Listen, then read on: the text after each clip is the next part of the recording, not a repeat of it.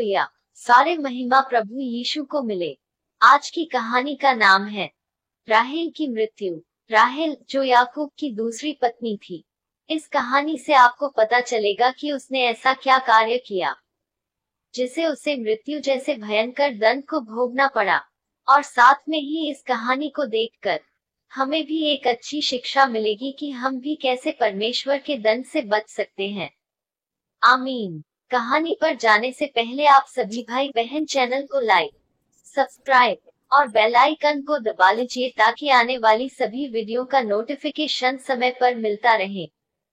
धन्यवाद। बाइबल के अनुसार याकूब की दो पत्नियों में से राहेल एक पसंदीदा पत्नी थी, जो याकूब के दो बेटों यूसुफ और बिन्यामिन की मां थी, जो इजराइलियों के 12 पूर्वजों में से दो थे। राहेल के पिता का नाम लाबान था। उसकी बड़ी बहन का नाम लिया था, जो याकूब की पहली पत्नी बनी थी। राहेल का उल्लेख पहली बार पवित्र शास्त्र बाइबल में उत्पत्ति 29 अध्याय में किया गया है, जब वह अपने पिता के झुंड अर्थात भेड़ बकरियों को पानी पिलाने कुएं पर जा रही थी। तब याकूब की नजर उस पर पड़ी। वह रिबका के भाई लाबान की दूसरी बेटी थी और पहली बेटी का नाम लिया था। याकूब की मां का नाम रिबका और पिता इसहाक और वह अब्राहम का पोता था। याकूब अपनी मातृभूमि कनान से, जहां उसका जन्म हुआ, अपने भाई एसाव के डर के कारण भागकर आया था और हारान में अपने मामा लाबान के पास आया। जब वह वहां पहुंचा तो एक कुएं के पास बैठ गया, जहां पर कुछ चरवाहे अपनी भेड़ बकरियों को पानी पिला रहे थे। और तब याकूब उन चरवाहों से बात कर ही रहा था कि तभी राहेल अपने पिता की भेड़ें लेकर वहां आई। राहेल भेड़ें चराया करती थी। जब याकूब को पता चला कि उसके मामा लाबान की बेटी राहेल भेड़ें लेकर वहां आई है, तो वह फौरन कुएं के पास गया। उसने कुएं के मुंह से पत्थर हटाया और अपने मामा की भेड़ों को पानी पिलाया। फिर याकूब ने राहेल को चूमा और जोर जोर से रोने लगा। उसने राहेल को बताया कि वह उसके पिता का रिश्तेदार और रिबका का बेटा है। तब राहेल दौड़कर अपने पिता के पास गई और उसे यह खबर दी। जैसे ही लाबान ने अपने भांजे याकूब के आने की खबर सुनी, वह दौड़कर उससे मिलने गया। लाबान ने याकूब को गले लगाया। फिर वह याकूब को अपने घर ले आया। याकूब के हारान में बसने के पश्चात लाबान ने उसे अपने पशुओं के झुंड की देखभाल करने वाले चरवाहे के रूप में काम करने के लिए दिया। याकूब ने लाबान की पुत्री राहेल के बदले में लाबान के लिए 7 वर्षों तक काम करने का प्रस्ताव दिया, जिसे वह बहुत अधिक प्रेम करता था। यद्यपि याकूब को यह पता लगा कि उसका मामा लाबान उतना ही बड़ा धोखेबाज है जितना कि वह अपने जीवन के अतीत के वर्षों में रहा, लेकिन उसे राहेल से प्यार हो गया और उसे बहुत चाहता था। वह उससे शादी करने के बदले में लाबान के लिए 7 साल तक काम करने को तैयार हो गया। 7 साल के बाद शादी की रात दुल्हन पर्दा कर रही थी और याकूब ने ध्यान नहीं दिया कि राहेल की बड़ी बहन लिया को राहेल की जगह दे दिया गया है। याकूब के विवाह की रात लाबान ने राहेल के स्थान पर अपनी बड़ी पुत्री लिया को विवाह में दे दिया, जबकि राहेल सुंदर और खूबसूरत थी। लिया की आंखें धुंधली थीं। बाद में याकूब ने लाबान को कहा, तूने मुझे धोखा दिया है। उसने याकूब को आश्वासन दिया कि उसकी शादी का सप्ताह समाप्त होने के बाद वह राहेल को भी पत्नी के रूप में ले सकता है और उसके लिए भुगतान के रूप में 7 साल और काम करेगा। एक सप्ताह पश्चात राहेल भी याकूब की पत्नी हो जाती है। याकूब तो राहेल को प्रिय मानता था और लिया से ज्यादा प्रेम करता था। जब परमेश्वर ने देखा कि लिया को अप्रिय पाया जाता है, तो उसने उसकी कोख खोली और उसने 4 पुत्रों को जन्म दिया, जबकि राहेल बांझ रही। ये दोनों स्त्रियां याकूब की पत्नियां बनी रहीं। तथापि याकूब राहेल से अधिक प्रेम करता था, जो कि पारिवारिक कलह के लिए एक स्रोत बन गया।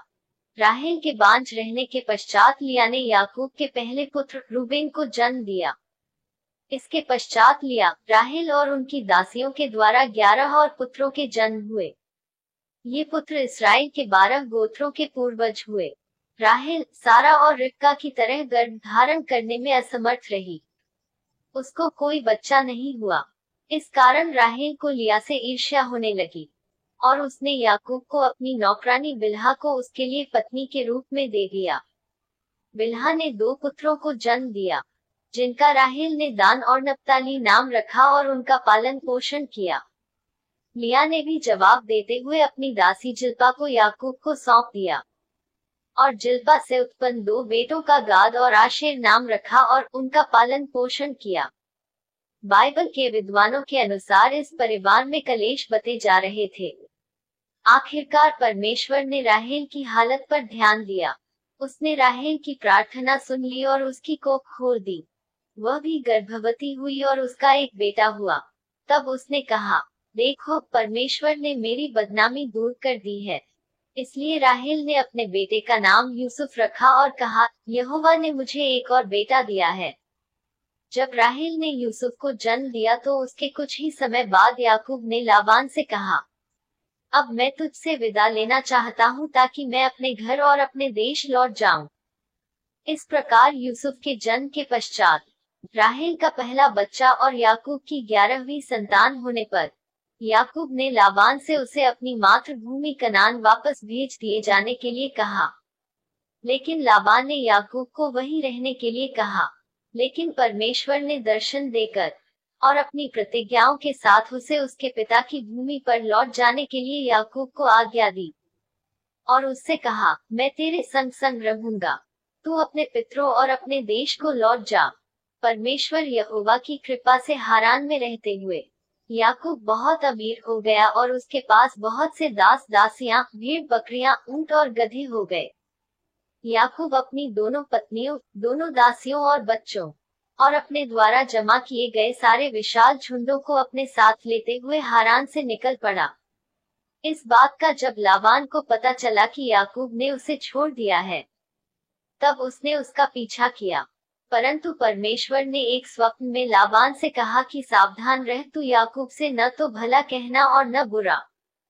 जब लाबान याकूब के पास पहुंचा, लाबान उससे कहने लगा, तूने यह क्या किया कि मेरे पास से चोरी से चला आया और मेरी बेटियों को ऐसे ले आया जैसे कोई तलवार के बल से बंदी बनाए गए हो।